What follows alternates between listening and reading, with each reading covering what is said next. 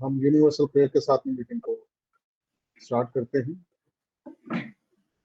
O hidden light vibrant in every atom, O hidden light shining in every creature, O hidden love embracing all in oneness, may each who feels himself as one with thee know he is also one with every other. आप सबका स्वागत है Shankar laws की meeting के अंदर। आज का topic है थियोसोफाइजिंग आवर लाइव्स, और स्पीकर हैं हमारे ब्रदर यूएस पांडे जी, जो कि इंटरनेशनल थियोसॉफिकल स्पीकर हैं और इंडियन सेक्शन के लेक्चरर हैं। कई किताबें लिखी हैं, स्टडी कैंप्स लेते हैं, आर्टिकल्स लिखते हैं और बहुत वेल नोन हैं। हमारे यहाँ पे भी बहुत बारी आ चुके हैं। तो अब मैं उनसे रिक्वेस्ट करता हूँ कि वो अपना लेक्चर को स्टार्ट करें। ओके, नमस्कार राजीव गुप्ता जी, आपको बहुत बहुत धन्यवाद। और सभी भाई बहन जो इसमें ज्वाइन किए हैं उनका मैं स्वागत करता हूँ, उनका अभिनंदन करता हूँ, अपनी शुभकामनाएं देता हूँ। आज का विषय जो हमने लिया है थियोसॉफाइजिंग और लाइफ आफ्टर थियोसफी, एक दर्शन है, एक धर्म है, एक विज्ञान है, हम सभी अध्ययन करते हैं। उसको हम अपने जीवन में कैसे लाएं, उसका प्रिंसिपल क्या होना चाहिए, क्या विचार होना चाहिए, उसको कुछ बिंदु को देखेंगे क्योंकि वो ज़्यादा महत्वपूर्ण है। और वो केवल एक जीवन का कार्य नहीं है, कई जीवनों का कार्य चलेगा, लेकिन हमें उसके कुछ मुख्य बिंदुओं को अगर अभी जान सकें इस थियोसफी के मेंबर बनने से, तो वो हमें फायदा होगा। जितने थियोसफी के सदस्य होते हैं उनकी एक परेशानी, कठिनाई ये होती है व्यवहारिक रूप से कि वो थियोसफी का एक समग्र दृष्टिकोण नहीं समझ पाते हैं। अधिकतर लोग चर्चा करें उसका एक वन साइडेड व्यू ले लेते हैं। कुछ लोग कहते हैं ये पुराना चीज है जो घिसा पिटा है, कुछ लोग ऐसी बात करते हैं। कुछ लोग कहते हैं ये तो हमारे हिंदू धर्म में है, ये कौन कौन सी नई चीज है। कुछ लोग कहते हैं कि ये पश्चिम के लोग लाए हैं और इसलिए उसको उतना महत्व नहीं देते हैं। और कुछ लोग समझते हैं कि ये केवल एक परिकल्पना है, एक जो उसको फॉलो नहीं किया जाता जीवन में, स्पेकुलेशन की तरह देते हैं। कुछ दूसरे लोग हैं जो ये समझते हैं कि ये नया है, कुछ नया है, कुछ आधुनिक है, और उसमें कुछ रुचि लेते हैं उसके अध्ययन में, उसको जीवन में उतारने में। और फिर दूसरा वर्ग है जो हमारे थियोसॉफी सोसाइटी में अन्य संस्थाएं हैं, जैसे टी वेस्ट हुआ या ब्यूटी विदाउट क्रुएल्टी हुआ, उसमें अधिक रुचि लेते हैं, समझते हैं वो भी वही थियोसॉफी है। कुछ लोग जो अनुष्ठान वाले कुछ पद्धतियां हैं, जैसे भारत समाज पूजा या मेसनरी, उसमें भाग लेकर समझ जाते हैं कि हम थियोसॉफी में हैं और थियोसॉफी का पालन करते हैं। लेकिन ये सब अधूरे विचार हैं और हमें समझना चाहिए कि थियोसॉफी समग्रता से क्या है और फिर उसको कैसे होना चाहिए, जिसके लिए पूरी सोसाइटी बनाई गई और जिसके लिए हम अंतः प्रेरणा से हम किसी न किसी अंतः प्रेरणा से हम उससे जुड़े। तो बहुत ही कम लोग थियोसॉफी के जो संश्लेषित कैरेक्टर है, सिंथेसाइज कैरेक्टर है, उसको समझ पाते हैं और उसको फॉलो करने की कोशिश करते हैं। वो थियोसॉफी को जो एक सिंथेसाइज कैरेक्टर है, उसको इस तरह से हम कह सकते हैं, वो आत्मा का एक धर्म है, स्पिरिट का धर्म है, और वो स्वतंत्र और अमरता का एक तत्व लाता है। वो हृदय का दर्शन है जिसको हमें हर समय जहाँ भी जीवन में रहें, संसार में रहें, जिस भी रिलेशन में रहें, उसको अभ्यास करना है। ये जीवन का विज्ञान है जो हमें स्वयं अपने प्रेरणा से उस तरीके को बताता है, उसकी उम्मीद देता है, जिससे हमें हमारी चेतना यूनिवर्सल कॉन्शियसनेस से जुड़ने का प्रयास करती है और ऊर्जा हमें बनी रहती है और उसमें हमें निराशा नहीं होती असफलता के क्षणों में भी। थियोसॉफी जो है एक तरह से उच्चतर जो परोपकारता है उसका शिक्षक है, जो हमसे आशा करता है कि हम अपने को स्वयं करेक्ट करें, जो हमारी गलतियां हैं, कमियां हैं, उसको हम स्वयं उसको ठीक करें बिना इस प्रतीक्षा के कि दूसरा हमको बताए, और उसके द्वारा हमारी विकास होगा, और जिस सभी मानवता का विकास होगा, जो सोसाइटी का या थियोसॉफी का उद्देश्य है, सेल्फ करेक्शन का भाव होना चाहिए। जो साधक है थियोसॉफी के या मेंबर हैं, उनको ये जानना चाहिए कि दो फंडामेंटल जो प्रिंसिपल है, थियोसॉफी जो है धर्म, विज्ञान और दर्शन का एक संश्लेषण है, सिंथेसिस है। और खास तौर से ये जो है, जो जीवात्मा के स्तर पर जो कॉजल फोर्सेस हैं, जिससे सारा प्रभाव होता है जीवन में, उसको प्रभावित करता है। जिस क्षण इस ज्ञान में आते हैं, इसको गंभीरता से लेते हैं, हमारा जो कॉजल शरीर है, जहाँ से प्रभाव होता है सारा, वो प्रभावित होने लगता है। लोअर लेवल की उसको हम हायर मेंटल लेवल कर सकते हैं। और यही जो काम है हमें करना है, हमारा जो हायर मेंटल लेवल है उसको एक्टिव करना है और बुद्धि को जगाना है। जैसे कि मैथमेटिक्स के डॉक्ट्रिन के लिखने का एक उद्देश्य बताती है, इसके स्टडी का ये उद्देश्य है, और तभी हम जो निर्धारित हमारा विकास का चरण है, वे डिवाइन प्लान में और मानवता का उसमें सहयोग दे सकते हैं। ऐसा जानना ही हमें व्यवस्थी के हर एक जो सत्य बताए गए हैं, उनको 3 दृष्टिकोणों से हमें समझने की प्रेरणा देगा। 3 दृष्टिकोण है, स्पिरिट, माइंड एंड मैटर। उसका जो सत्य है, भाव है, स्पिरिट है। और दूसरा माइंड, इंटेलेक्ट लेवल पर कैसे समझना है, और फिर पदार्थ लेवल, अपने शरीर में, अपने क्रियाओं में कैसे उतारना। और इस सत्य को 3 अलग अलग क्षेत्रों में अप्लाई करना है, लागू करना है। हृदय में यानी भावनाओं में, हेड में यानी विचारों में, और हैंड्स में यानी कार्य में, भौतिक कार्य। जब ये तीनों एक समरसता में होंगे, तभी हम व्यवस्थी का जो असली उद्देश्य है उसको पूरा कर पाएंगे। हमारे विचार कितने भी उत्तम हो, लेकिन अगर अंदर भावनाएं खराब हैं या काम हम खराब कर रहे हैं, तो वो संतुलन नहीं आ पाता। इसलिए तीनों को संतुलन में लाना है, हेड, हार्ट एंड हैंड्स। हमारे जो काम है, हमेशा हमें समझना है, हमारे काम में हमारे विचार, हमारी भावनाएं दूसरों को प्रभावित करती रहती हैं।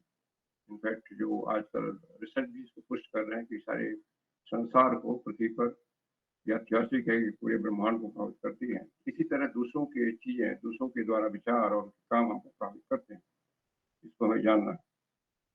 अगर थियोसॉफी का अध्ययन हम धर्म, दर्शन और विज्ञान के संश्लेषण के रूप में जानते हैं, तो इसके सिद्धांतों को, इसके जो विचार हैं, उसको हमें जीवन में लागू करना है, आवश्यक होना करना चाहिए। और अगर हम लागू करते हैं तो हम शीघ्र ही पाते हैं कि इसमें एक चौथा कारक फैक्टर आ जाता है। रिलीजन, फिलॉसफी और साइंस के अलावा एक चौथा कारक फैक्टर आता है, जिसको हम इन तीनों का एक तरह से ओवर सोल, इसके ऊपर का सोल कह सकते हैं, जो एक उच्चतर अवस्था का परोपकारिता है, हायर एल्ट्रुइज्म है। इस तरह की परोपकारिता जो परम होती है, उसके 3 एस्पेक्ट होते हैं। जो धर्म है, जो उसमें शिक्षा दी गई है, उसके अनुसार जीवन जीना, और वो धर्म जो दर्शन इसे बताया गया है, उसके अनुसार सीखना और उसके अनुसार जीवन जीना। और जो साइंस का उसमें एक आयाम लाया गया है, उसको अभ्यास करना। दैट मीन्स साइंस जो हमें कह रहा है, उसको भी विविधतापूर्ण समझना, वो कहाँ सही है, और उसके अनुसार भी अपने जीवन में विचार बदलना। इस तरह अभ्यास करना, सीखना, जीना, दूसरों के लिए और दूसरों की तरह सबके लिए। और उसी से जो थियोसॉफी का शक्ति है, जो जीवन की शक्ति है, वो मैनिफेस्ट होती है, अभिव्यक्त होती है। जो थियोसॉफी की जीवन शक्ति है, वही हमारे जीवन जीने की शक्ति हो जानी चाहिए। और जैसे जैसे हम अपने इस पदार्थी जो आवरण है, जैसे हमारे शरीर हैं, इंद्रियां हैं, मन है, उसमें हम देखते हैं, उसमें हम देखेंगे कि एक ऊर्जा उसमें उत्पन्न होती है। और जैसे जैसे हम इस जीवन को जीते हैं, तो हमारा जो रिलीजन है, वो एक हर्ष, उल्लास का एक दर्शन हो जाता है। और थियोसॉफी जो है, हमारे मन को एक असीम ऊर्जा देती है। और जो हमारा शरीर है, जो मानसिक शरीर है उसको उचित कार्य करने की दिशा देती है। और फिर हम समझते हैं कि जो धर्म साहित्य में कहा गया कि हमारा शरीर जीवित ईश्वर का स्वयं मंदिर है, जो ईश्वर हमें हमारे अंदर से ही हमें गाइड कर रहा है। इसलिए महाचौहान ने अपने पत्र में, जिसको थियोसॉफी का घोषणा पत्र कहा गया है, उन्होंने कहा कि थियोसोफिया जो है, यानी थियोसॉफी का जो दर्शन लाया गया है वो दिव्य प्रज्ञा है, डिवाइन विजडम है, और वो सत्य का पर्याय है। वो कहते हैं कि हमारा जो सिद्धांत है उसको व्यावहारिक रूप से काम करने के लिए जो नैतिक कोड है, नैतिक संहिता है, उसमें सत्यता का विचार, शुद्धता का विचार, स्वनिषेध का विचार, उदारता का विचार इत्यादि अवश्य होने चाहिए। और हमें थियोसॉफी को जो प्रीच करना है, प्रसार करना है, लोकप्रिय बनाना है, इन नैतिकता के मापदंडों को कभी नहीं भूलना। थियोसॉफी का उद्देश्य पारंपरिक जो विश्व धर्म मत हैं उनसे थोड़ा अलग है। पारंपरिक धर्म मतों में मुख्य उद्देश्य निर्वाण प्राप्त करना स्वयं के लिए माना गया है, जो बहुत ही ज्ञान और परम प्रज्ञा का एक परिणत होता है। लेकिन फिर भी महाचौहान कहते हैं वो भी एक तरह से बहुत ही एक बड़ा और धैर्यशाली स्वार्थपरता ही है, केवल अपने लिए निर्वाण को का प्रयत्न करना। उससे ज्यादा इम्पोर्टेंट है जो थियोसॉफी इसमें लाती है कि अपने पड़ोसी को सही मार्ग पर लाना, और जितना अधिक हो सके अपने जो सहकर्मी है, सहप्राणी है, सहप्राणी में हमारे परिवार के सदस्य होते हैं, हमारे पड़ोसी होते हैं, कई लोग जो हमें हमारे जीवन के क्रियाकलापों में हमारे संपर्क में आते हैं, उनको हम किस तरह से थियोसॉफी के सिद्धांतों से और उसके जो विचार हैं उससे हम कितना प्रभावित कर सकते हैं, दैट इज मोर इम्पोर्टेंट। बिना फोर्स लगाए, बिना थोपे गए। और फिर आगे कहते हैं कि थियोसॉफिकल सोसाइटी को भविष्य के मानव धर्म की नींव के कोण पत्थर के रूप में चुना गया। यानी भविष्य में जो मानव धर्म बनेगा, जिसमें सभी इसमें जो धर्म है उसके डिफरेंसेस समाप्त हो जाएंगे, उसकी नींव बनाने के इसको लाया गया। वो जो उद्देश्य है वो बहुत ही बड़ा, महान है, बहुत ही विस्तृतता का है। और उसमें मुख्य चीज है कि समाज का जो उच्च और निम्न वर्ग है उसको एक कल्याणकारी भावना से आपस में मिलना जुलना है, मिक्सिंग करना है। जो भी विभेद है हर एक सभ्यता में, हर एक राष्ट्र में, हर एक धार्मिक समुदाय में, इनफैक्ट कहते हैं वो अल्फा एंड ओमेगा जो सोसाइटी का है, यानी सोसाइटी का जो सबसे निचला पायदान पर व्यक्ति है और सबसे ऊंचे पायदान पर, यहाँ जब सोसाइटी बात कर रहे हैं, सोशल स्ट्रक्चर की बात कर रहे हैं, उसको एक में करना, यानी समान भाव लाना, वो एक मुख्य उद्देश्य था। और इसीलिए जब एग्जाम्पल देते हैं व्हाइट रेस का, क्योंकि उस समय व्हाइट रेस डोमिनेट कर रही थी, जो श्वेत चमड़ी की रेस है, अंग्रेज लोग हैं, और वो लोग, और खास और हम लोग भी, भारतीय लोग भी बहुत से जो काली चमड़ी के लोगों को बहुत निम्न समझते हैं, तुच्छ समझते हैं। तो एग्जाम्पल देते हैं कि व्हाइट रेस वालों का कर्तव्य बनता है अपना हाथ पहले बढ़ाएं, जो काली चमड़ी के लोग हैं जिनको हम अपने से बहुत नीचा समझते हैं। भाव यह है कि जो अधिक संपन्न है, शक्तिशाली है, चाहे धन बल ज्ञान में, उनका एक कर्तव्य हो जाता है वो अपना हाथ पहले बढ़ाए जो उनसे कमजोर है, चाहे धन बल ज्ञान। हमें वेट नहीं करें, जो कमजोर व्यक्ति है वो पहले हमारे पास आएगा कुछ मांगने के लिए, कुछ सीखने के लिए, कुछ जानने के लिए। हम स्वतः एक उसमें इनिशिएटिव लें, आगे बढ़ें और हाथ बढ़ाएं, उन्हें उसको मदद करें जिसकी जरूरत हो। ब्लॉट्सकी को एक लिखे लेटर में महात्मा ने कहा है कि नेटिव्स को बताइए, भारतीयों को बता दीजिए, सभी को बताइए, प्रत्येक को अलग अलग, सबको बताइए, जब तक एक मनुष्य पूर्णतः थियोसॉफी बनने को नहीं तैयार है। पूर्णतः थियोसॉफी को उन्होंने एक डेफिनेशन दिया है, जाति के जो भेदभाव है उसको एकदम मिटा देना, जो एंटायरली कास्ट। क्योंकि वो भारतीयों के बारे में कहें तो कास्ट की बात कर रहे हैं, लेकिन उसे कास्ट, रंग और जात सभी आएगा। एंटायरली वर्ड लाते हैं, कास्ट नहीं। और पुराने जो अंधविश्वास उसको हटाना, अंधविश्वास जो हमने तमाम तरह से मूर्ति पूजा और राम देवताओं की कल्पना कर दिया, शास्त्री के सिद्धांत जो भ्रम है उसको पूर्णतः मिटा देना। अगेन पूर्णतः की बात होती है और अपने को सही एक सुधारक के रूप में न प्रदर्शित करना। एग्जाम्पल देते हैं चाइल्ड मैरिज, दैट मीन्स कोई भी सोशल लेवल जो है जो समाज को गड़बड़ा रही है, खासतौर से समाज के जो वीकर लोग हैं उनको ठीक करने के लिए उस सोशल इविल को हटाना में योगदान दे रहा हूँ। और जब तक ये नहीं करता तब तक वो साधारण रूप से मेंबर तो बना रहेगा सोसाइटी का, लेकिन हमसे कुछ नहीं सुन पाएगा, यानी मास्टर के संपर्क में नहीं आ पाएगा। ये पत्र उस समय आया था जब थियोसॉफिकल सोसाइटी के माध्यम से लोगों को पता चला कि ऐसे महात्मा हैं, श्रेष्ठ जीवन मुक्त ऋषि हैं, और कई लोगों ने ब्लॉट्सकी से इच्छा प्रकट की महात्माओं के दर्शन कैसे होते हैं, जिससे उससे हम कुछ सीधे ज्ञान प्राप्त करें, उनका वरदान प्राप्त करें। तब महात्मा का एक पत्र आया कि हमसे कोई संपर्क नहीं होता जब तक मनुष्य या एक व्यक्ति अपने मन से जात पात की सारी जो विभेद की भावना है ऊंच नीच की एकदम मिटा दे, एकदम मिटा दे और पुराने अंधविश्वास में हट जाए। और तीसरा, वो किसी सोशल लेवल को, सामाजिक बुराई को हटाने का जो मूवमेंट चल रहा है उसमें सक्रिय रूप से या मानसिक रूप से योगदान दे रहा हूँ। एग्जाम्पल दिया था उसमें चाइल्ड मैरिज। महात्मा का एक पत्र कहते हैं कि जो इस समय इंटेलेक्चुअल समझ बहुत तेजी से बढ़ रही है, इंटेलेक्ट बहुत तेजी से बढ़ रहा है, उसकी शिखा को पकड़ना है और उसको स्पिरिचुअलिटी को मोड़ना।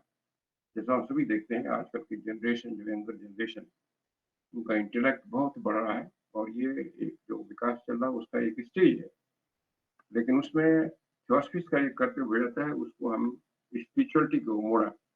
स्पिरिचुअलिटी का एक ही डेफिनेशन है, एक कर्तव्य की हो, जो विभेद है उसको कैसे कम हो, क्योंकि इंटेलेक्ट अगर बहुत बढ़ गया और विभेद की भावना रहेगी तो और भी भीषण नुकसान करेगा उस समाज के कंपेयर में जिसका इंटेलेक्ट कम है लेकिन विभेद है। ये सभी जो स्टेटमेंट किए गए हैं ये एक बेसिक क्लू देते हैं, एक संकेत देते हैं कि हम अपने जीवन को कैसे स्वस्थीकरण करें, कैसे करें। उसको हम इस तरह से कुछ बिंदुओं में समराइज कर सकते हैं कि मानवता के जो सही बंधुत्व बताया गया है बिना किसी डिफरेंस के, वो अपने सांसारिक जीवन के हर एक कार्यों में देखें। हम सचेत रहें कि हमारे संसार के जो काम है उसमें कहीं वो विश्व बंधुत्व के जो सिद्धांत हैं वो फॉलो हो रहे हैं या कहीं उसका अतिक्रमण हो रहा है। जो ज्ञान, बल और धन में जितना अधिक संपन्न है उसकी उत्तरदायित्व इतना अधिक हो जाता है अपने कमजोर भाई बहनों को मदद करने के लिए, और उनको भी जो ह्यूमन किंगडम से अभी नीचे हैं, सब ह्यूमन किंगडम में जैसे जानवर हैं, पौधे हैं, एलिमेंटल्स हैं। और मनुष्य की जो समझ है, इंटेलेक्ट है, उसको हमें निर्देशित करना है स्पिरिचुअल डायरेक्शन में। इसको हमें एक ही तरीका है, हम जो थियोसॉफी के सिद्धांत हैं, जो फिलॉसफी है, जो और खासतौर से जो थियोसॉफिकल एथिक्स है, यूनिवर्सल एथिक्स, उसको प्रसार करना, बताना लोगों को और अपने में जहाँ तक हो उतारना। और इस सिद्धांत को जैसे जो यूनिवर्सल सिद्धांत है, जैसे कर्म का नियम, पुनर्जन्म का नियम, यूनिटी, हार्मनी, इस सब को बताना लोगों को, उसको एक्सप्लेन करना, जिससे हमारे जितने भाई और बहन हैं सही मार्ग पर आ सकें और इन नियमों के अनुसार जो शाश्वत नियम है अपना जीवन जी सकें। यही थियोसॉफी का उद्देश्य रखा गया है। और उसके अलावा हमें सभी जो विभेद करने वाली बिलीफ्स हैं, विश्वास है, मत है, प्रथाएं चल पड़ी हैं, चाहे जाति की हो, चाहे प्रजाति की हो, चाहे मत की हो, उसको त्याग देना स्वयं में और दूसरों को त्यागने के लिए प्रेरित करना। इसे कहा गया कि एक थियोसॉफी सोसाइटी के मेंबर का पॉलिटिकल एफिलिएशन, सोशल एफिलिएशन जो भी चाहे कर स्वतंत्र है, लेकिन उसको ध्यान देना है कि उस पॉलिटिकल या सोशल एफिलिएशन में थियोसॉफी के इन सिद्धांतों का अतिक्रमण नहीं हो रहा। मतलब जिस ऑर्गेनाइजेशन में सोशल या पॉलिटिकल में भेद पैदा किया जा रहा है, एक दूसरे पर घृणा पैदा की जा रही है, उससे हमें नहीं जुड़ना है, बल्कि उसको हतोत्साहित करके उसके विपरीत जो विचार है उसको बढ़ावा देना है। और हमें किसी जेन्युइन सोशल रिफॉर्म के साथ सहयोग करना है, जिस सोशल रिफॉर्म का उद्देश्य सबके लिए हो और खासतौर से समाज के जो सबसे निचले तबके के लिए हो। जो अभी वंचित तबका है। हमारे जो प्रयत्न होने चाहिए जितने, वो इस मामलों में, इन बिंदुओं पर उसमें ये भी ध्यान रखना है कि पूरा निस्वार्थपन हो, स्व त्याग की भावना हो और स्व फॉरगेटफुल की भावना हो। इसमें हमें कुछ अपने लिए नहीं चाहिए, अपना कुछ मान सम्मान या हमारा कुछ फायदा या जीवन और मृत्यु के बाद कोई पुण्य या स्वर्ग का विचार त्याग नहीं होना चाहिए। शुद्ध रूप से निस्वार्थ भावना होनी चाहिए और यही मुख्य विचार जो है कि निस्वार्थपन होना चाहिए पहले। और कुछ और हम अगर देखें कि थियोसफिस्ट जो डेफिनेशन दी गई है, उससे भी कुछ हमें दिशा मिलती है कि कैसे हम जीवन को करें। थियोसफिस्ट की डेफिनेशन देते हुए कहा गया है कि एक एवरेज समझ का व्यक्ति, एवरेज समझ की क्षमता वाला व्यक्ति, जिसका झुकाव कुछ तत्व मीमांसा फिलॉसफी की तरफ है और वो शुद्ध है, निस्वार्थ जीवन जीने का एक झुकाव है, जो दूसरों को मदद करने में ज्यादा हर्ष का अनुभव करता है इसकी अपेक्षा कि दूसरों से मदद लेने, जो दूसरों के लिए, दूसरों के सुख के लिए कुछ त्याग करने को तैयार है, जो सत्य, अच्छाई और प्रज्ञा को केवल उनके लिए प्रेम करता है, न कि उससे कोई का फायदा हो, वो थियोसफिस्ट है। ये मैंने ब्लॉक करते हैं, इसको सम करती हैं कि थियोसफिस्ट वो है जो थियोसफी करता है, थियोसफी के सिद्धांतों को जीवन में पालन करता है। एक सच्चा थियोसफिस्ट को उच्चतम मॉरल आइडियल अपने सामने रखना चाहिए, हाईएस्ट मॉरल आइडियल की बात की जाती है। भले ही हम जानते हैं कि अभी हमारे में कमियां हैं, हम उसको फॉलो नहीं कर पाएंगे, लेकिन हाईएस्ट जो आदर्श रखने से एटलीस्ट हमें हमेशा ये भान रहेगा कि हमें उस तक पहुंचना है। और भले ही जीवन में नहीं पहुंच पाए तो अगले जीवन में वो क्षमता लेके हम पैदा होंगे कि उस तक पहुंच जाएंगे। लेकिन मोर इम्पोर्टेंट है हाईएस्ट आइडियल को ध्यान रखना। किसी निम्न विचार जिसमें भेदभाव हो, तमाम चीजें हो, उस पर नहीं करना। जो फंडामेंटल प्रिंसिपल थियोसफी का है, उसका कोई मूल्य नहीं है जब तक हम उन सिद्धांतों को जीवन में उतारने का प्रयास नहीं करें। भले ही उतार न पाए, क्योंकि लेकिन गंभीर प्रयास होना चाहिए। और इसीलिए कॉर्डाइल को कोट किया जाता है कि मनुष्य का जो अंत है कार्य में है, न कि केवल विचार में, चाहे विचार कितने भी उत्तम हो। थियोसफी की तो थियोसफी में जब कर्तव्य को डिफाइन किया गया है तो उसको कहा गया है कर्तव्य वो है जो मानवता के प्रति देय है, जो हमारे सहकर्मियों के प्रति, हमारे पड़ोसियों के प्रति, परिवार के प्रति, खासतौर से उन लोगों के प्रति जो हमसे अधिक गरीब और हमसे अधिक असहाय हैं। और खास तौर से जो हमसे अधिक गरीब असहाय हैं उनके उनके बारे में आगे ऐड किया गया है कि अगर हमारा उनके प्रति ऋण है, उनको बताना, उनको समझाना, उनको देना, और यदि हमने नहीं किया, ये अनपेड ऋण रह गया, तो अगले जीवन में हम नैतिकता से, आध्यात्मिक रूप से दरिद्र और नैतिकता रूप से दिवालिया कर दी जाएंगे। यानी हमारे अच्छे चरित्र के मनुष्य होकर नहीं पैदा होंगे यदि हमने अपने से कमजोरों को लाभ पहुंचाने के निस्वार्थ काम नहीं किया। और इसलिए थियोसफी को कर्तव्य का सार तत्व कहा गया है, ऐसे कर्तव्य। फिर कहा गया है कि जो थियोसफी के जो 4 मुख्य लिंक हैं गोल्डन चेन के, जिसमें सार्वभौमिक एकजुटता और कारण है, यूनिटी एकत्व है, मानवीय एकजुटता है, कर्म का नियम, पुनर्जन्म का नियम, ये चारों हमें हमेशा गाइड करते रहने चाहिए, चाहे वो हम फैमिली के सदस्यों से डील कर रहे हो या बाहर के लोगों से। हमें समझना है कि एक व्यक्ति का कार्य सभी पर प्रभाव करता है, ये साइंटिफिक विचार है और इसके प्रत्यक्ष प्रमाण भी। और इसीलिए हमें जो प्रैक्टिस करना है दैनिक जीवन में, जो भाई और बहन का भाव है सबके प्रति, उसमें उसी से हमें वास्तविक जो मानवीय एकजुटता आएगी और वही मानवीय एकजुटता ही पूरी प्रजाति के उत्थान के मूल में है, उसके बिना उत्थान नहीं हो सकता। और इसलिए जो थियोसफिक सिद्धांत हैं उसके द्वारा हर एक जो थियोसफिस्ट है वो बाध्य है न केवल अपने समझना पर दूसरों को बताना और अपने जीवन में उसको उतारने का गंभीर प्रयास करना। हमें ये समझना है कारण के नियम के अनुसार कि हर एक जो तुच्छ और स्वार्थी काम होता है वो हमें पीछे की ओर धकेलता है, आगे की ओर नहीं। और हर एक उत्तम विचार और हर एक निस्वार्थ काम हमें आगे की चढ़ने की सीढ़ियां बनाता है। जो परोपकारिता जो है स्व विकास का अभिन्न अंग है, ये हमें समझना है। लेकिन जो विवेक लगाने को कहती है, क्योंकि स्वनिषेध सिखाती है, लेकिन एक उतावलेपन का और व्यर्थ का स्वनिषेध नहीं सिखाती है, और धर्मांधता के बिल्कुल खिलाफ है। धर्मांधता हमारे जो कार्य हैं, वो हमारे जो कार्य हैं, वो हमारी छोटी जो शांत आवाज है, जिसको हम अंतः चेतना की आवाज कहते हैं, और जो बाद में हमारा जो स्पिरिचुअल इंट्यूशन बनता है, उसके मार्गदर्शन में होना चाहिए। समाज क्या कर रहा है, दुनिया क्या कर रही है, उसके द्वारा न गाइड होकर के अपनी अंतः चेतना की आवाज के अनुसार में काम करना है। चाहे वो काम वो नहीं करना है या न करना या करना है, हमेशा अपनी अंतः चेतना की आवाज को का निर्णय लेकर के देखें। हमें अपनी कमजोरियों से भयभीत नहीं होना है। हर एक में कमजोरियां होती हैं।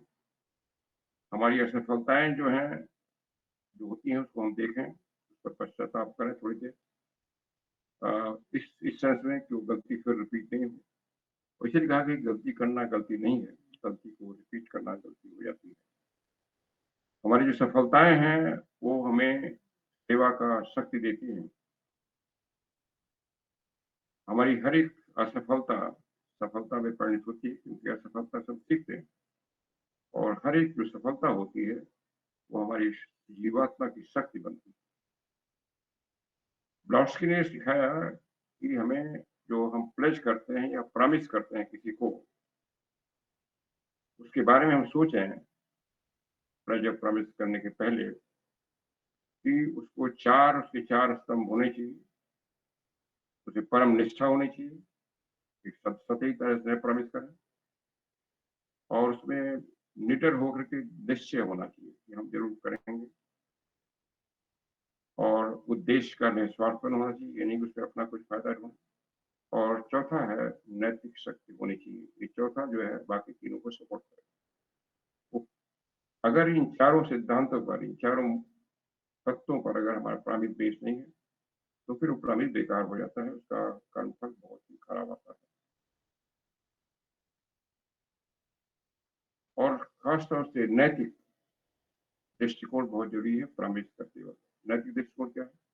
उसमें दूसरों की भलाई और अपना कोई निस्वार्थपन हो।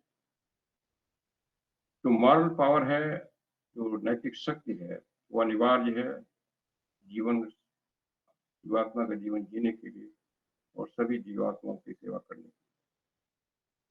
जब हम उदारता का जीवन जीते हैं, अभ्यास करते हैं, तो उसमें व्यक्तिगत प्रयास होना चाहिए, व्यक्तिगत दया की भावना होनी चाहिए, व्यक्तिगत हमें रुचि देना चाहिए जिसको हम सहायता कर रहे हैं उसके कल्याण में, जो दुखी हैं, और व्यक्तिगत सद्भावना होनी चाहिए, और कुछ अग्रिम विचार होना चाहिए। उसके जो कष्ट है, उसमें जो जो कारण उसको पैदा कर रहे हैं कष्ट, उसको कैसे हम उससे छुटकारा दिलाएं। फिर एक बहुत इम्पोर्टेंट आता है, जो दोषी है, जिसको हम अपराधी लोग व्यक्ति कहते हैं, उसको समाज निकृष्ट समझता है, उसकी भर्त्सना करता है। उसके बारे में फिलॉसफी का दर्शन एकदम विपरीत है। फिलॉसफी कहती है जो दोषी हैं, अपराधी हैं, चाहे हमारे प्रति अपराध किए हैं या समाज में अपराध किए हैं, उसको हमें एक ऐसा उनके साथ डील करते हुए एक ऐसा लाइन, ऐसा दिशा लेना चाहिए जिससे समाज में समरसता हो, अभी भी और हमेशा की। और दूसरा, जो समाज में तमाम तरह की घृणा और विरोध की भावनाएं उत्पन्न हैं, तमाम तनाव है संसार में, जो संसार को अंधेरे में डाल रहा है, उसमें कमी आवे। इसलिए मास्टर केस ने एक बार सीनेट को अकलवर्ड लिखते समय निर्देश दिया था कि उनका पूरा, न कि अपने अपने बिहार पर, बल्कि उनके पूरे व्यवस्था पर, मैं पूरे सिद्ध संघ के बिहार पर उन्होंने कहा था कि मनुष्य जो एक क्रिमिनल को, एक अपराधी को या दोषी को की निंदा करता है, वो प्रकृति की समरसता के साथ काम नहीं करता है, लेकिन उसके अगेंस्ट काम करता है। मैंने किसी दोषी या अपराधी की अगर हम निंदा करते हैं, भर्त्सना करते हैं, तो हम प्रकृति में और विषमता पैदा करते हैं। और ऐसा काम विनाशक होता है, न कि रचनात्मक। विनाशक में लॉन्ग दृष्टि से समाज की जो उत्थान हो रहा था, विकास हो रहा, उस दृष्टि। इसलिए पूर्ण उदारता होनी चाहिए, सर्वदा क्षमा करने की भावना होनी चाहिए उस दोषी अपराधी के प्रति, और उसी के द्वारा समाज में जो संसार में व्याप्त घृणा और विषमता है वो दूर हो सकती है। जैसा हम जानते हैं कि भौतिक नियमों का अतिक्रमण करने से हमें भौतिक नुकसान होता है। जैसे आग में हाथ डालने से हाथ जलता है, हमारे पैर टूट जाते हैं अगर हम किसी ऐसी जगह गिर पड़ते हैं जहाँ हमने ध्यान नहीं किया। उसी तरह जब हम मॉरल लॉ को ब्रेक करते हैं, नैतिकता के नियम को ब्रेक करते हैं, तो हमारे मॉरल और मेंटल डैमेज होता है। शरीर का जो नुकसान होता है भौतिक नियम का अतिक्रमण से, वो इसी जीवन में रहता है। किसी अंग का में चोट लगी, अंग में क्षति हुई, वो हमें कुछ कष्ट देती है, वो ठीक हो ना ठीक हो, लेकिन वो केवल इसी जन्म में रहेगी। लेकिन जो मॉरल या नैतिक हमें क्षति होगी, वो हमें जन्म से जन्मांतर ले जाएगी। हमें उसका फल कई जन्मों तक ढोना पड़ेगा। इसलिए जो रिवेंज और हेट है, ये हमें क्षति करते हैं, चाहे हम अपराधी या दोषी को भी बदले की भावना करें या उसके ऊपर घृणा करें। ये हमें मॉरल नैतिक रूप से केवल हमें नहीं बल्कि समाज का एक मॉरल लेवल पर क्षति करते हैं, जो उस समाज को या उस व्यक्ति के विकास को अवरुद्ध करता है। एक सूफी संत ने क्षमा के बारे में कहा कि वो उस गुलाब के फूल के सुगंध की तरह है कि जब गुलाब को मसला जाता है। जब गुलाब के फूल या किसी फूल को हम मसलते हैं हाथ से, उसे सुगंध निकलती है। तो इसलिए जो चोट हमें पहुंचा रहा है, वो हमें सुगंध निकाले, हम सुगंध बने, उसके ऊपर क्षमा की भावना। और ये पुष्टि करता है उस शिक्षा की जो देवदूत गैब्रियल ने प्रॉफेट मोहम्मद को दिया था। उसने प्रॉफेट मोहम्मद को कहा था कि अल्लाह तुम्हें निर्देश देते हैं कि तुम उनको क्षमा करो जो तुम्हें चोट पहुंचाते हैं, जो तुम्हारे पर गलती करके तुम्हें चोट पहुंचाते उसकी क्षमा करो। उनको दो जो तुम्हें वंचित करते हैं, और उनसे संबंध बनाओ जो तुमसे मुंह मोड़ लेते हैं। ये तीनों चीजें, जो तुम्हें चोट पहुंचाते हैं उसको क्षमा करो, जो तुम्हें वंचित करते हैं उनको दो, जो तुमसे मुंह मोड़ते हैं उनसे संबंध बनाने का प्रयत्न करो। जब ईसा मसीह से पूछा गया कि क्या एक अपराधी या दोषी मनुष्य को 7 बार क्षमा किया जाए उसी दोष के लिए, उसी अतिक्रमण के लिए, उन्होंने बड़े स्पष्ट शब्दों में कहा केवल 7 बार ही नहीं, 77 बार, 77 टाइम्स उसको क्षमा करना। और तभी उस व्यक्ति का और क्षमा करने वाले व्यक्ति का और पूरी मानवता का जो विकास है उद्धार होता है। दया और सहनशीलता, उदारता और दुख सहना की भावना, ये हमेशा हमें उत्साहित करेगी कि हम अपने जो सो कॉल्ड पापी भाई हैं, पापी बहनें हैं, उनको हम क्षमा कर दें। और अगर सेंटेंस देना है, अगर सजा देनी है उस देश के नियम के अनुसार, उस समाज के नियम के अनुसार, तो सबसे सूक्ष्म, सबसे जेंटल सजा दी जाए, न कि सबसे बड़ी जो गलती करते हैं। थियोसॉफी को ये नहीं भूलना चाहिए कि जो मानवता, संपूर्ण मानवता का जो स्टेज है इस समय विकास का, उसमें कमियां हैं, उसकी लिमिटेशंस हैं, उसमें विषमताएं हैं, ये मानना चाहिए। अभी हम लोग 4th राउंड 5th रेस में हैं, तो हम ये आशा न करें कि अभी कोई अपराधी नहीं होगा, सभी ठीक हो जाएंगे, और ये हमें ध्यान में रखना है। जो साधक हैं, जो थियोसॉफी के स्टूडेंट, जेन्युइन स्टूडेंट हैं, उनको धीरे धीरे इस सेक्रीफाइस के मार्ग पर चलना है। और ये बड़ा सेक्रीफाइस होता है अगर हम ऐसे व्यक्ति को जो हमारे प्रति एक गलत काम करता है उसको क्षमा करते हैं। अपने अधिकार को हम नहीं क्लेम करते हैं, प्रतिकार नहीं करते हैं। जब हम स्वयं को चोटिल महसूस करते हैं, किसी हमने घाव दिया मानसिक रूप से या शारीरिक रूप से, और हम ये समझते हैं कि हमारे मित्र नहीं, हमारे जान पहचान नहीं, हमारे अधिकारों का आक्रमण किया है हमारे सह विद्यार्थियों ने, हमारे सहायकों ने, और अगर यदि हम उसको क्षमा नहीं कर पाते हैं, तो हम इसके माने इस मार्ग पर चलने के लिए भी तैयार नहीं, जो त्याग का मार्ग है। और इसलिए हम ये नहीं पूछें कि थियोसॉफी हमारे लिए क्या करती है, बल्कि हम ये कोशिश करें कि हम थियोसॉफी के लिए क्या कर रहे हैं, हम थियोसॉफी के सिद्धांतों के अनुसार क्या जीवन जी रहे हैं। हमें अपनी कर्तव्य और ज्ञान ज्ञान के साथ कर्तव्य उत्तरदायित्व को समझने और निभाने का हमेशा तैयार होना चाहिए। गुप्त विद्या में पहला कर्तव्य बताया गया है कि अपने कर्तव्य को, प्रत्येक छोटे कर्तव्यों को पूर्णता से, निष्ठा से पूरा करते हुए करना। छोटे कर्तव्यों की अवहेलना नहीं करनी। जब अपने कर्तव्यों को पूरे हृदय से पूरा करते हैं, तो अपने जो कर्म के ऋण हैं, उसको हम दैनिक जीवन में, दैनिक कार्यों से, प्रत्येक घंटे के कार्य से और वार्षिक रूप से निपटाते रहते हैं। ये बड़ा सावधानीपूर्वक और प्रसन्नतापूर्वक अपने कार्यों को करना है। भले ही उसमें जो कार्य हम कर रहे हैं, वो हमें नीरस लगे और उससे हम कोई तुरंत लाभ न महसूस करें, लेकिन जो कर्तव्य है, उसको अर्थपूर्ण करना है और सिंसियरली करना है। ये सैक्रिफाइस का मार्ग ये हमें डिमांड करता है और दूसरों को स्वयं अपने से ज़्यादा देना है। जो नेसेसरी और पर्याप्त जो अनिवार्यता है, जो ब्रदरली फीलिंग है, बात की भावना है, उसके लिए ज़रूरी है। किसी भी थियोसॉफिस्ट को अपने स्वयं गर्व को, अपने स्वयं मान को, अपनी भावनाओं को थियोसॉफिक सोसाइटी एज ऑर्गेनाइजेशन ऊपर नहीं रहना चाहिए। हर एक ऑर्गेनाइजेशन होता है, उसका एक नियम होता है, उसमें कुछ कमियाँ होती हैं।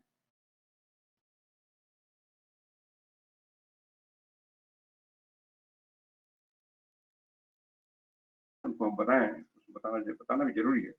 लेकिन अगर किसी तरह से वो नहीं हो पाता है, तो उसमें हमें कोई अ, एक क्षोभ की भावना नहीं होनी चाहिए। कई ऐसे हमने सदस्य देखे हैं और आज भी मिलते हैं, उनके विचार अच्छे बड़े उत्तम होते हैं, लेकिन वो कहते हैं थियोसॉफिक सोसाइटी ये है, वो है, नहीं हो पा रहा है और फाइनली वो रिजेक्ट हो जाते हैं, कहते हैं हम हट जाते हैं। So that is not A correct attitude.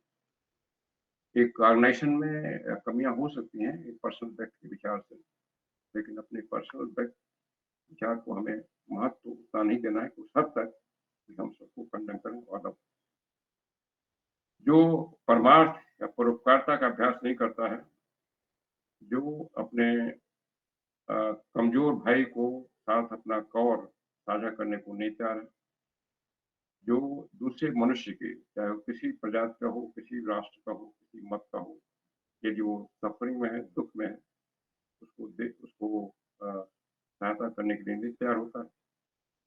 जो मानव का, पूरी मानवता का जो मिजरी है, दुख है, उसकी जो कड़ा है, उसके प्रति अपने सोल को गहरा कर देता है। जो एक निर्दोष आदमी के ऊपर लांछन लगाए वह सुनता है, लेकिन उसकी रक्षा नहीं करता जैसे अपनी रक्षा करता है, वो थियोसॉफिस्ट नहीं है। प्रत्येक थियोसॉफिस्ट ये बाध्य है कि वो उसके अंदर जो भी क्षमता है, उसकी उसकी क्षमता भर सभी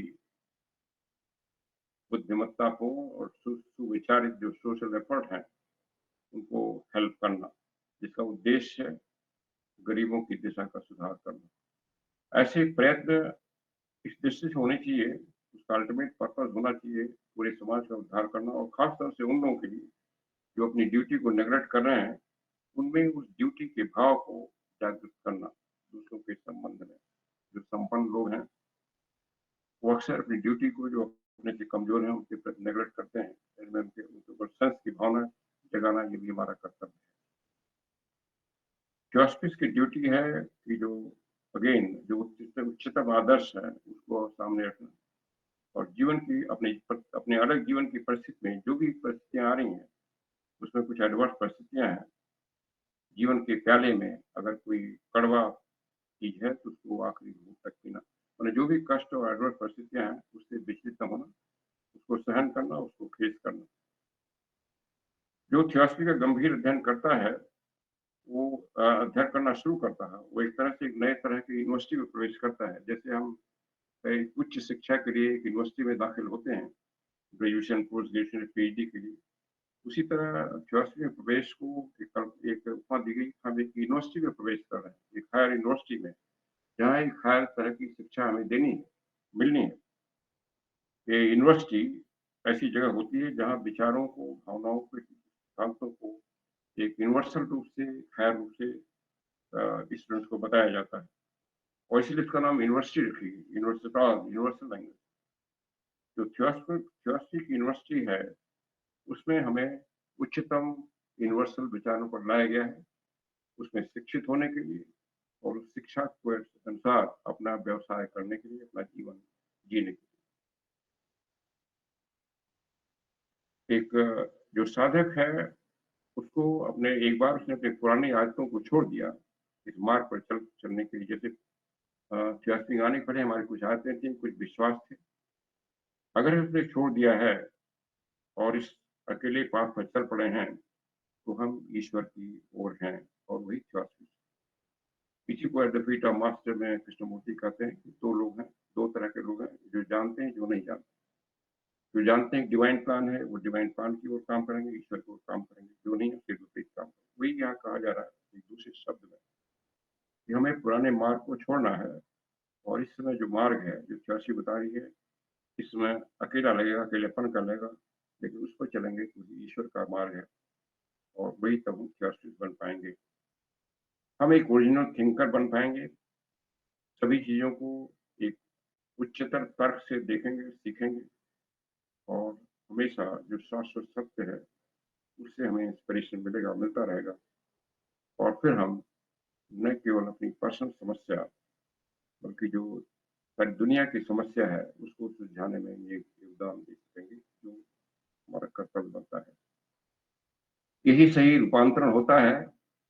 और जब मनुष्य अपने अंदर के प्रकाश को अनुभव करता है, जब थियोसॉफिस्ट ने अपने अंदर का दीपक जला दिया इस ज्ञान से, तब उसको अनुभव करता है कि वो जो उस दीपक को जलाए रखने के लिए जो तेल है, जो फ्यूल है, उसको जीवन के हर एक अनुभव से उसको प्राप्त होना है। चाहे वो जीवन का दर्शन जो भी हो, साइंस के क्षेत्र में हो, रिलीजन के क्षेत्र में हो, आर्ट के क्षेत्र में हो, बिजनेस के क्षेत्र में, जहाँ भी वो काम कर रहा है, किसी देश में काम कर रहा है, किसी वातावरण काम कर रहा है, हर जगह उस डैम को जलाने के लिए उसको फ्यूल मिलेगा, तेल मिलेगा। मैं हर एक अनुभव से वो सीखेगा। सभी जो संभावित एक्टिविटी होती है मानव समाज की, उसको वो तेल प्रदान करेंगी, जिसके द्वारा वो अपने अंदर जो लौ जल रही है, उसको जलाए रखेगा। हम लोग स्टडी करते हैं उन विषयों का जो सार्वभौमिक विषय है, उन सिद्धांतों पर जब मेडिटेशन करते हैं, लेकिन वो विषय हमें एकदम अमूर्त नहीं होनी चाहिए। विषय ऐसे होने नहीं चाहिए जिसका जीवन में कोई उद्देश्य नहीं है, जिसे जीवन के लिए कोई उपयोगिता नहीं है। विषय ऐसे होने चाहिए जिससे हमारा माइंड का विस्तार हो, माइंड की गहराई हो, और जो थियोसॉफिकल प्रिंसिपल हैं उन पर जो मेडिटेशन करेंगे, उससे हमारे जो माइंड की क्षमता बढ़ती है, बहुत गहराई और चौड़ाई दोनों बढ़ती है, और हम अपनी चेतना को ऊपर उठाते हैं।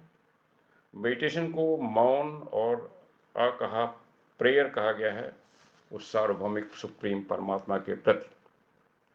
जो थियोसॉफिकल प्रज्ञा के हम मोती लोगों को देते हैं, हंग्री सोल को, वही हमारी सेवा होती है, और वही हमें विकास के पथ पर आगे बढ़ाती है पूरी मानवता को। मोक्ष, एनलाइटमेंट, बोध या सेल्वेशन पहुंचने के लिए जो स्वास्थ्य है, समग्रता है और पवित्रता है, ये तीनों चीज़ें ज़रूरत हैं। और इसमें हम सीखते हैं, मेडिटेशन करते हैं, जिससे हम चीज़ों को समझें और अच्छी सेवा कर सकें, और उसी से हम स्वज्ञान, आत्मज्ञान या परमात्म ज्ञान प्राप्त कर सकते हैं। कोई जीवन थियोसॉफी या जीवन का थियोसॉफीकरण नहीं हो सकता इन तीनों एस्पेक्ट के बिना। स्टडी, मेडिटेशन, सर्विस, तीनों जरूरी हैं। निस्वार्थ जो सेवा है हर एक लेवल पर होना चाहिए, फिजिकल, भौतिक, साइकिक, मेंटल, स्पिरिचुअल लेवल पर। एक लेटर में महात्मा ने कहा कि पूरी मानवता एक बड़े अनाथ की तरह है, और मनुष्य के लिए आशा केवल दूसरे मनुष्य में है। इसलिए मनुष्य का जो हाईएस्ट आदर्श होना चाहिए निस्वार्थ सेवा दूसरों के लिए, और उसको कहा गया वो महानतम है जो सर्वोत्तम सेवा करता है। इसलिए वॉइस ऑफ साइलेंस कहा गया है कि अपनी आत्मा को मनुष्य के जो मानवता से जो कड़ा हारी है उसके प्रति बहरा मत करो, उसको खोलो। जैसे एक कमल का फूल अपने अपने पंखुड़ी को खोलता है सुबह की धूप में पीने के लिए, जो तेज धूप है उसको किसी के दुख दर्द के आंसू को सुखाने का अवसर मत दो, इसके पहले कि तुम स्वयं उस आंसू को पोंछो।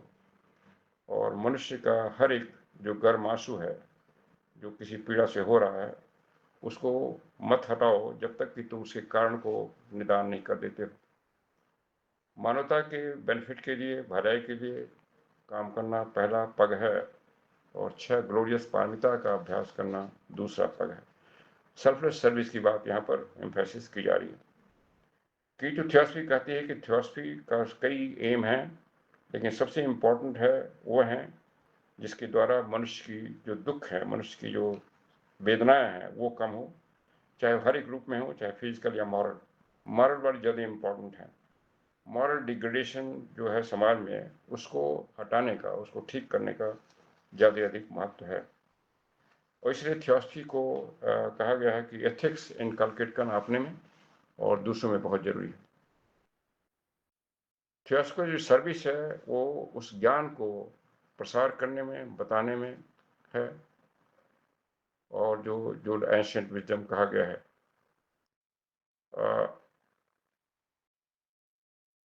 जी, at the feet of master में कहा रहा है कि आप कितने भी बुद्धिमान हो, इस पाथ पर जो आप चलते हैं तो आपको बहुत सीखना होता है, और लेकिन इसमें विवेक लगाना चाहिए। पहले क्या सीखना है?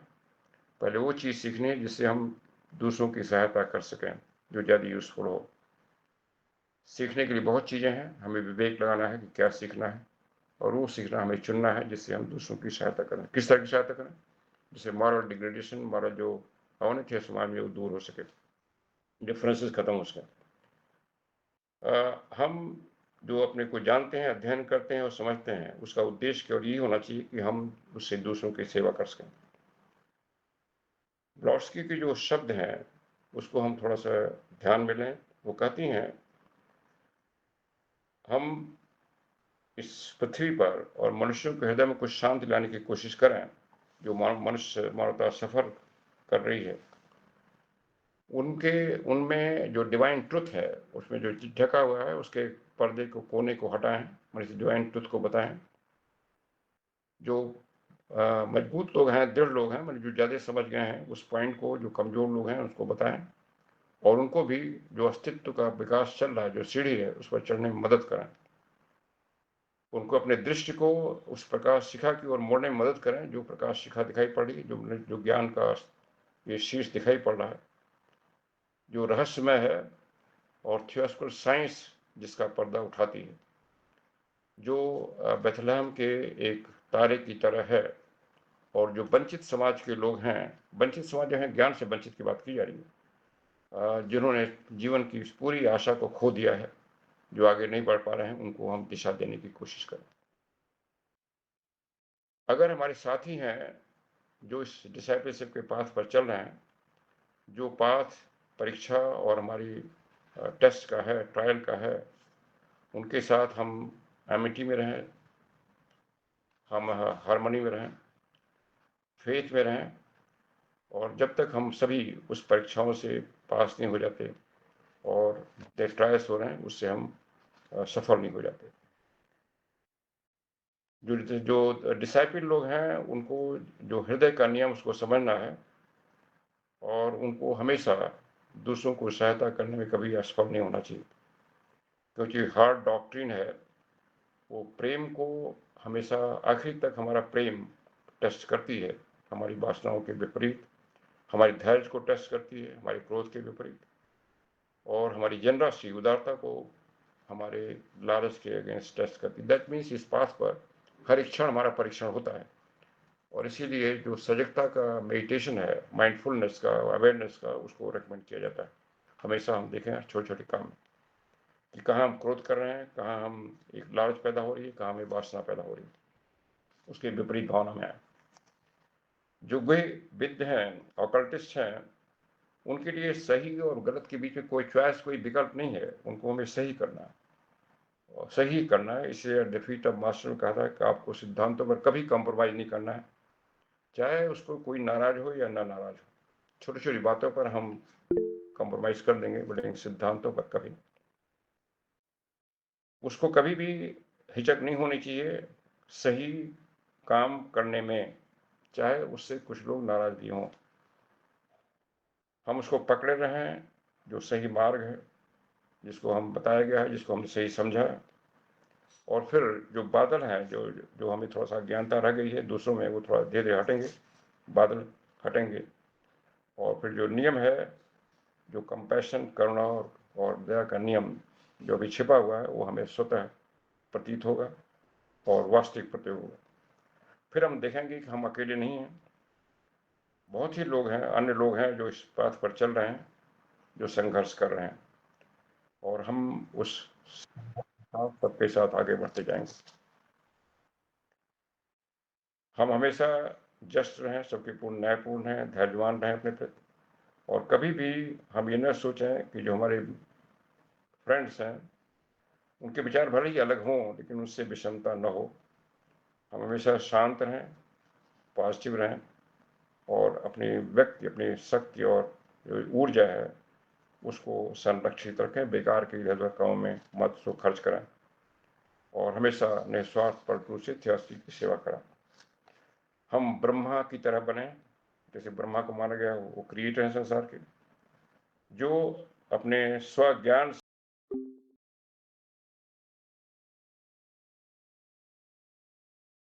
जैसे विष्णु का काम है जीवन को चलाना, और शिव की तरह जो है, शिव का काम है परिवर्तन करना, खराब चीज़ों को हटा के उससे उन्नत चीज़ लाना। उस तरह रीजनरेशन का हमें हमेशा करते रहें, और इस तरह से हम अपने अंदर जो हृदय है उससे अपना विकास करते रहेंगे।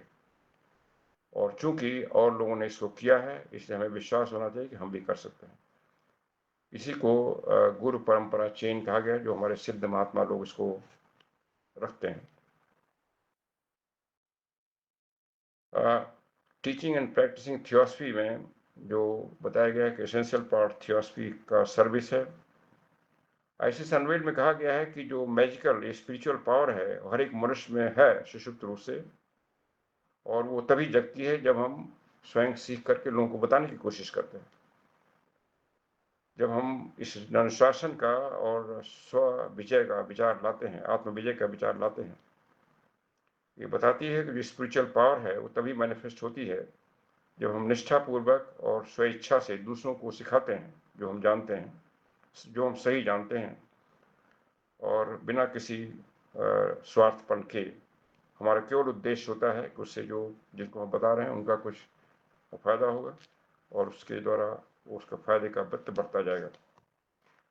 कीट स्वास्थ्य में एक प्रश्न के उत्तर में जवाब दिया गया है कि हर एक थियोसॉफिकल सोसाइटी के मेंबर का ये कर्तव्य है कि दूसरों को थियोसॉफी की शिक्षाओं को बताए, सिखाए, और किसी भी व्यक्ति को, किसी मेंबर को ये कहने का अधिकार नहीं है कि वो आइडियल रहे, ये समझते हैं कि उसको बहुत कम ज्ञान है। अगर वो अपने चारों तरफ देखेगा तो उससे भी कम ज्ञान वाले मिलेंगे, और उसका कर्तव्य हो जाता है कि जितना जो भी कुछ जानता है उसको बताने की कोशिश करे। हमें बताया गया है कि मनुष्य को हमेशा जो डिवाइन इवोल्यूशन के विचार हैं उसके अनुसार प्रयत्न करना चाहिए, अपनी क्षमता भर काम करना चाहिए, उनके साथ कोवर्कर बन के, सहकर्मी, प्रकृति के साथ सहकर्मी बन करके उसके चक्रिक विकास में, चक्रीय विकास में सहयोग देना चाहिए।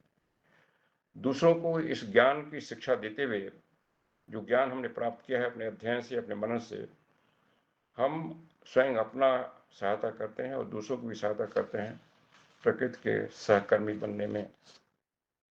थियोसॉफी का जो अध्ययन है उसको फ्रूटफुल करने के लिए, अपने लिए और दूसरों के लिए उसको लाभदायक बनाने के लिए, हमें उसको, उस ज्ञान को एक्यूरेसी से, प्रसाई रूप से सीखना है, आधे अधूरे ढंग से नहीं, और मुक्त मन से सीखना है। अपने पुराना जो ज्ञान है, जो पक्षपात है, उससे प्रभावित न होते हुए, और इस टीचिंग को एक शुद्ध हृदय से अप्लाई करना है अपने जीवन में, और तब उसका प्रभाव पड़ेगा। ये मास्टर ऑफ विजडम ने लिखा है, ये केवल काफ़ी नहीं है कि आप एक शुद्ध और गुणवान, चरित्रवान और जीवन बन गए हैं और अपने सहनशील बन गए, कारण ये केवल नेगेटिव गुडनेस है। केवल एक सिंपल मेंबर की इस तरह भी तुम्हें सीखना पड़ेगा। तो तुमने जो कुछ सीखा है उसको दूसरों को बताना है। जो स्पिरिचुअल ज्ञान तुम प्राप्त करो और जो शक्ति तुम्हें प्राप्त होती है उसमें जो कमजोर हैं उनको बताना है। जो मानवता में जो दुखी लोग हैं, विक्टिम्स हैं, दुखी माने जो ज्ञान से वंचित हैं, उनको तुम्हें सिखाना है। अगर तुम इस तरह काम करते हो, तुम अपने घर को भी, अपने व्यक्तित्व को भी एक इम्पोर्टेंट सेंटर स्पिरिचुअल इफेक्ट के लिए बना सकते हो संसार में। जिस तरह से एक झरने से अपने आप पानी बाहर होता रहता है, तो तुम्हारा ज्ञान फिर दूसरों के लिए अपने आप बाहर आना चाहिए। प्रयास, उसमें कोई प्रयास करने की आवश्यकता नहीं है, वो अपने आप बाहर आना चाहिए। प्रयास में जब जब प्रयास की भावना आती है तो हमें लगता है हम कुछ कष्ट होगा, हमारा कुछ टाइम देंगे, तो हमारा ये स्वभाव बन जाना चाहिए उस ज्ञान को हम दूसरों को दें। सर्विस एज सेक्रीफाइस, पूरा जो यूनिवर्स है सेक्रीफाइस से व्यवस्था में है। जो स्पिरिट है या ईश्वर है, उसने अपने को सेक्रीफाइस किया मैटर में, और इसीलिए पूरे सृष्टि को यज्ञ द्वारा चलायमान माना गया है, जिसे भगवत गीता में कहा गया। ये भी कहा गया कि यज्ञ जो है भविष्य, ये विश्व का नेवल है। नेवल बने जो नाड़ियों का केंद्र है, शक्ति का केंद्र। मनुष्य पूरे इवोल्यूशन की श्रृंखला में उसका अभिन्न पार्ट है, इसलिए वो अपने को अलग नहीं कर सकता। अगर अलग करने की कोशिश करता है तो उसी का विनाश होता है। मैंने अपना हम अलग विकास की बात नहीं सोच सकते, प्रयत्न कर सकते। हमारा जो सर्वाइवल है और विकास है वो इंडिपेंडेंट नहीं है, सभी के साथ वो चल रहा है। और उसके बदले में हमें अपना जो अपनी शक्ति भर उन सारे किंगडम जो हैं, human kingdom, animal kingdom, plant kingdom, mineral kingdom, सबके विकास में अपना योगदान देना है, करुणा की भावना से, सबके प्रति सहायक भावना से। हमें उतने उत्तम विचार सभी के बेनिफिट के लिए भेजना है संसार में, जो खासतौर से जो दुखी हैं। हमें प्रकृति के नियमों का अध्ययन करना है और उसके अनुसार जीवन जीना है। एक मित्रता की भावना, करुणा की भावना सभी के प्रति, खासतौर से जो जानवर हैं, जो हमसे कमजोर हैं, अवश्य होनी चाहिए, हमेशा होनी चाहिए। जानवरों में, पौधों और मिनरल, यहाँ की मिनरल के प्रति भी, और नेचर स्पिरिट के प्रति। जो देव लोग हैं वो भी हमसे सद्भावना की भावना एक्सपेक्ट करते हैं। प्रकृति में जीवन और पदार्थ अलग अलग स्तरों पर है, और हमें सबके प्रति सद्भावना की भावना होनी चाहिए, तभी पूरा मानव जीवन हार्मनी में, समरसता में आएगा। थियोसफी को रिलीजन, साइंस एंड फिलॉसफी का संश्लेषण कहा गया, जैसे पहले हमने बताया। ये सही जो धार्मिक एटीट्यूड है उसमें पूरा देना होना चाहिए, लेने की भावना नहीं होनी चाहिए या बहुत कम होनी चाहिए।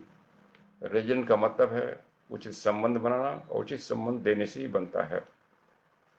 ये सही जो साइंटिफिक एटीट्यूड है उसमें होना चाहिए, सब चीज़ों को हम ऑब्जेक्टिव रूप से समझें, सही और गलत, रियल और अनरियल में भेद करें, और अपने को समग्र रूप से बनाते हुए जो सत्य का डिसिप्लिन है उसके अनुशासन में लाएं। अपने को जो प्रकृति का सत्य है उसको समझने की कोशिश करें, और प्रकृति को नुकसान से बचें, और तब हम शुद्ध ज्ञान में आ पाएंगे, और उसमें कोई कल्पित भावना नहीं रहेगी। दर्शन जो है वो एक विचारों का सिस्टम है जो वास्तविक तथ्यों पर आधारित है, जिस तथ्यों से मनुष्य की प्रकृति और प्रकृति की प्रकृति बताई जाती है, दोनों को हमें समझना है, क्योंकि मनुष्य प्रकृति का अभिन्न हिस्सा है। जो थियोसफिक कर्ण का जीवन है उसमें हमें हर एक फाइनाइट चीज़ों में इनफाइनाइट तत्व को समझना है। हर एक सीमित व्यक्ति है उसमें इनफाइनाइट को समझना है। हर एक चीज़ में, हर एक परिस्थिति में जो विचार है, प्रेम, उसको हर एक अनुभव में हमें रिवील करना है कि उसमें डिवाइन प्रिंसिपल होना चाहिए।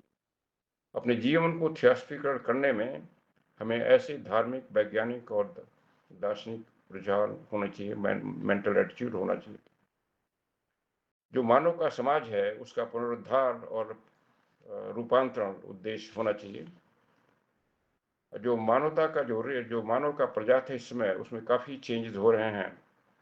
उसमें काफ़ी असंतोष है, अन्याय का, और इकोलॉजिकल डिसास्टर हो रहे हैं, चारों तरफ हम देख रहे हैं। क्लाइमेटिक परिवर्तन हो रहे हैं, मटेरियलिस्टिक एम है, लोग तमाम तरह के जिसको हम गलत काम के साइन समाज में देखे जा रहे हैं। और हमारा जो जीवन का थियोसफीकरण का उद्देश्य होना चाहिए, इस पूरी व्यवस्था में व्यवस्था लाना है, पहले अपने स्वयं में, फिर दूसरों में। थियोसॉफी का मत है सत्य के प्रति निष्ठा, और इसका अनुष्ठान है कि हर एक सत्य को प्रयोग द्वारा उसका प्रयोग करना। हमारा अप्रोच थियोसॉफी के प्रति होना चाहिए जो हमें यूनिटी का ट्रुथ हमारे समझ में आए और दूसरों को समझ करने में मदद दे। ईशा उपनिषद में कहा गया है कि जो चीज मैंने व्यक्त संसार में है, चाहे चल या अचल है, उसमें हर एक में डिवाइन है, दिव्य तत्व है, ऊर्जा है। सभी को हम एक एक रेस्ट्रेंट से भोग करें, माने संयम से भोग करें, ग्रस्पी मत करें, उसको जो अपने इकट्ठा करके, भौतिक रूप से नहीं और मेंटली रूप से भी नहीं, सभी को अपना जीवन यापन करने का अवसर दे, किसी को वंचित न करें। ब्लॉट्सकी ने लिखा कि मेडिटेशन, ध्यान, एब्स्टेंस, संयम और मॉरल ड्यूटीज का पालन करना, सौम्य विचार, अच्छे काम और दयालु शब्द और सबके प्रति सद्भावना, अपने स्व का निषेध, ये सभी बहुत ही इफेक्टिव मीन्स हैं ज्ञान प्राप्त करने के लिए और हायर विजडम प्राप्त करने के लिए, जिसके लिए हम थियोसॉफिकल सोसाइटी जैसी यूनिवर्सिटी में प्रवेश लिए हैं। हमें ये हमारे सामने बहुत बड़ा काम है, बहुत बड़ा काम है, छोटा काम नहीं है, लेकिन इस काम को हमने अपनी इच्छा से लिया है और इसलिए हर एक जो मुश्किल है, हर एक डिफिकल्टी है, उसको अगर हम सामना करते हैं, उससे ही हमारा भाग्य बनता है और पूरे मानवता का भाग्य बनता है। जो हमारे पास्ट कर्म हैं और जो हम आगे फ्यूचर के लिए जो बना रहे हैं, वो ही हमारे धर्म बना रहे हैं। अगर हम इस तरह के जीवन, इस तरह के गाइड पोस्ट अपने जीवन में लाते हैं थियोसॉफिकल टीचिंग के अनुसार, तो हम अपना उद्धार और समाज का उद्धार हमेशा प्रत्येक क्षण करते रहते हैं। जितने भी अनुभव हैं जीवन में, वो हमारे उसके प्रति हमें आदरपूर्ण भावना होनी चाहिए और वही थियोसॉफिकल जीवन का एक लक्षण है। जो आइडियल ह्यूमन परफेक्शन है वो कोई ड्रीम नहीं है। जैसे मास्टर कहते हैं कि यूनिवर्सल बदल not utopia, it is no dream but divine nature का लॉ है, जिसको लिए मनुष्य को करना है, चाहे उसके लिए लाखों वर्षों तक उसको वेट करना पड़े, कई जन्मों पर वेट करना पड़े, लेकिन वो उद्देश्य होना चाहिए। और हमारे विचार और कार्य का हमेशा दिशा वही होनी चाहिए जिससे हम अलग से और समाज के लेवल पर और विश्व के लेवल पर उस समरसता को उत्पन्न करने की कोशिश करें। घृणा और भेदभाव का जितनी है विचार, उसको कम करें। जब हम अपने इस कर्तव्य को करते हैं अपने विचारों से, तो हम सुप्रीम बीइंग, जिसको हम परमात्मा कहते हैं, उसके समतुल्यता में आते हैं। और ये अगर हमारा रूल बन जाता है तो समय में ये इम्पॉसिबल हो जाएगा हम उस उद्देश्य को प्राप्त न कर सकें, अगर हम सिंसियरली इसको कर रहे हैं। थियोसॉफिकल जो शिक्षा है, सीख है और उसके काम का जो प्रमाण है, वो इसमें प्राप्त होता है। हम स्वयं समझते हैं कि हमारी समझ बढ़ रही है, हमारा अफेक्शन बढ़ रहा है, निष्ठा बढ़ रही है, हमारी संवेदनशीलता बढ़ रही है और हमारा जो संकुचितपन है मन में, वो ओपन हो रहा है, न केवल मानव प्राणियों के लिए, लेकिन सभी के प्रति। ये हम स्वयं अपने को जांच करके देख सकते हैं। सभी के प्रति, उन घास के ब्लेड के प्रति, चिड़ियों के प्रति, हर एक प्राणी के प्रति अगर हम उदार हो रहे हैं। हमें हर एक जो इनएनिमेट ऑब्जेक्ट्स हैं उनको भी ध्यान से, प्रेम से हैंडल करना है, क्योंकि हम जानते हैं वो भी उनमें जीवन है, उनमें भी जीवन के कण हैं और उनमें भी जो जीवन के कण हैं वो हमारी भावनाओं से प्रभावित होते हैं और उनका भी विकास हो रहा है साथ साथ। और इसलिए हमें हर जगह और हर सबके अंदर डिविनिटी का अनुभव करना है, दिव्यता का अनुभव करना। ये जो फ्रेज है थियोसॉफाइजिंग आवर लाइफ, ये हमारे सारे कर्तव्यों को कवर करती है, हमारी चेतना के केंद्र में हमें स्थापित करती है और हर एक स्टेज में हमारे अंदर जो हाईएस्ट अचीवमेंट है उसको अवशेषित करती है। जो जीवन की परिस्थितियां होती हैं वो हमारे लिए कम महत्व की हैं। जो ज़्यादा महत्व की बात है कि हमारा प्रयास और हमारी क्षमता जो इस ज्ञान से बढ़ती रहती है और जिससे जो जीवन का जल है वो प्रवाहित होता रहता है दूसरों की प्यास बुझाने के लिए। जो हमारे सामने महान आदर्श हैं, जो हमारी पूरी थियोसॉफिकल जर्नी है जीवन की, जीवन का थियोसॉफिकरण है, उसको कहा गया वो यात्रा है फ्रॉम अपने छोटे स्व से, अपने व्यक्तित्व से, अपने इंडिविजुअलिटी की ओर और फिर परमात्मा की ओर यात्रा है, from self to self to self. जो यूनिवर्सल सोल है, जो यूनिवर्सल कॉन्शियसनेस है, अपनी अलग कॉन्शियसनेस को यूनिवर्सल कॉन्शियसनेस के मिलाने की यात्रा है। थियोसफी का जो ऑब्जेक्टिव एक्सप्रेशन है उसमें केवल इसी तरह सर्व समाहित जो जीवन का संहिता है, कोड है, उसी में प्राप्त किया जाता है। जब म्यूचुअल सर्विस, पारस्परिक सर्विस एक रिकॉग्नाइज्ड लॉ बन जाए ह्यूमन लाइफ की, जब हर एक मनुष्य दूसरे का संरक्षण बन जाए, न कि उसका स्वामी, जब उसके सारे पोजीशन स्पिरिचुअल, इंटेलेक्चुअल, मॉरल और फिजिकल एक कॉमनवेल्थ बन जाए, तभी और उससे जब वो सबकी भलाई का काम कर सके, तभी और केवल तभी जो एक बड़ी विल है, जो ईश्वर का विल है, वो हमारे द्वारा पृथ्वी पर मैनिफेस्ट होना शुरू हो जाती है। और ये थियोसफी में बताया गया है कि जो थियोसफी है वो हमेशा से रही है, इसका अस्तित्व हमेशा से रहेगा, क्योंकि थियोसफी का पर्याय है एवर लास्टिंग ट्रुथ। इस प्रिंसिपल को, इस थियोसफी के प्रिंसिपल को सीखने में, उसका अभ्यास करने में, सोचने में जो इंटेलिजेंस पीपल हैं वो लार्ज माइंडेड बनते हैं, लार्ज हार्टेड बनते हैं, और हमारा हृदय का विस्तार बढ़ता है, हमारे माइंड का विस्तार बढ़ता है। जो उत्तम विचार हैं धर्म के, ड्यूटी के, फिलैंथ्रोपी के, हमारे अंदर आते हैं धीरे धीरे, लेकिन निश्चय रूप से जो लोहे की बेड़ियां हैं, जो मतों की, डॉगमाओं की, धर्मांता की, मतों की, सोशल प्रैक्टिसेस की, कॉस्ट प्रेजुडिसेस की, वो सारी बेड़ियां धीरे धीरे टूटती हैं। और जो हम नेशनल जो और दूसरे राष्ट्रों के प्रति जो एंटीपैथी है, जो दुर्भावना है, उसका बैरियर वो सभी टूटता है, और फिर हम रियल ब्रदरहुड जो मनुष्य का है, वो उसका रास्ता हमारे सामने खुल जाता है। हमारा जो स्टडी, मेडिटेशन और सर्विस का अभ्यास है, वो हमें जो प्रज्ञा का हृदय है उसमें ले जाता है, जिससे वो शांति आती है जिसको हम समझ नहीं पाते, पीस दैट पासेस अंडरस्टैंडिंग, और वो करुणा उत्पन्न होती है जो संपूर्ण मानवता को आगोश में आलिंगित करती है। ये कुछ महान आदर्श हैं, विचार हैं, भावनाएं हैं जो हमें अपने जीवन को थियोसफाइज करने के लिए समझने चाहिए और उसका अभ्यास करना है। धन्यवाद।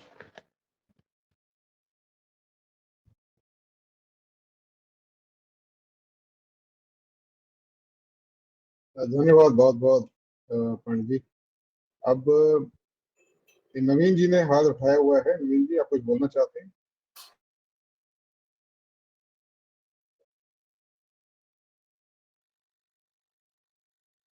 हाँ, बोलिए नवीन जी, कैसे हैं? छतरपुर में हैं?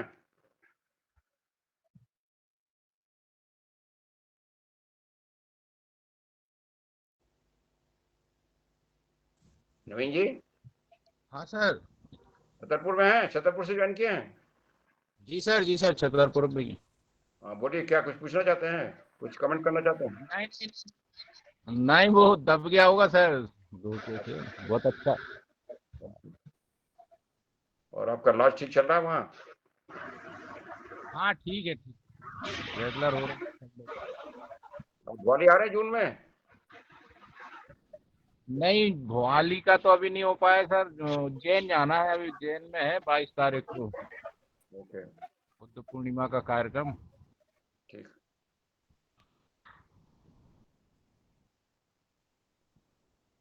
कोई और ब्रदर या सिस्टर कुछ कमेंट करना चाहते हैं, सवाल पूछना चाहते हैं?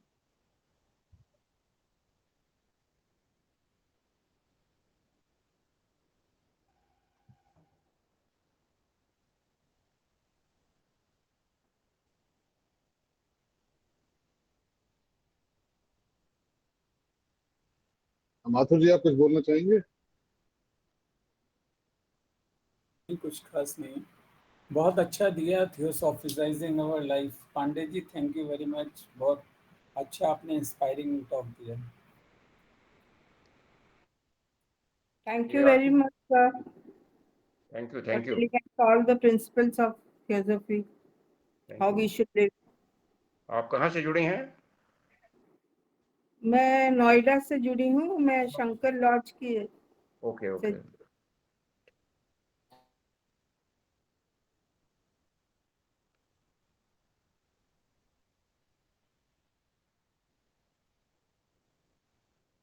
ओके, तो फिर बंद किया जाए, क्लोजिंग प्रेयर कर जी दीजिए। जी, थैंक यू, बहुत बहुत धन्यवाद पांडे जी।